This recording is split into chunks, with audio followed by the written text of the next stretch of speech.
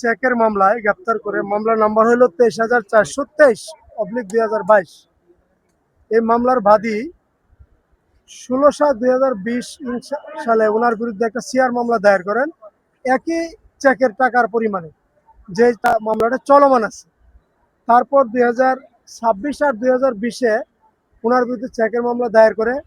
চেকের মূল টাকা হলো 23,18,358 টাকা। এই মামলায় 3/5/2026 তারিখে বিজ্ঞ যুগ্ম মহানগর দায়রা জজ তৃতীয় আদালত 1 বছরের সাজা এবং চেকের সমপরিমাণ অর্থে অর্থদণ্ডিত করে। আজকে এই মামলা ওনাকে শুনানি দেখাইছে। আমরা ওনার জামিন চেয়েছি, বিজ্ঞ আদালত জামিন নামঞ্জুর করেছে।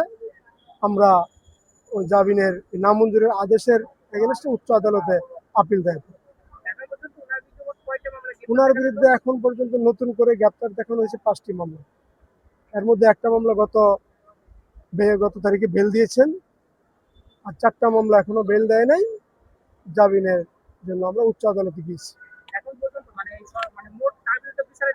মোট তার বিরুদ্ধে বিচারাধীন মামলা 35টা টোটাল।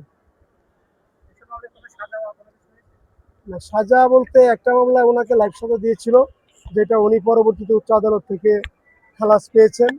আর অন্য মামলাগুলি চলমান আছে। চেকের মামলাতে 2টা মামলা সাজা হয়েছে, আপনারা এর আগেও দেখেছেন, শুনেছেন। আজকে একটা মামলা সাজা হয়েছে। অর্থাৎ চেকে ওনার 3টা মামলা সাজা আছে। এই মামলাগুলি একের পর এক না, এই মামলাগুলি উনি যখন অ্যারেস্ট হয় ফ্রম দ্য বিগিনিং থেকে ওনার বিরুদ্ধে মামলাগুলি দায়ের করা হয়েছিল। নতুন কোনো মামলা নেই। 2024-এর পরে ওনার বিরুদ্ধে কোনো মামলা হয়নি। আগের মামলা।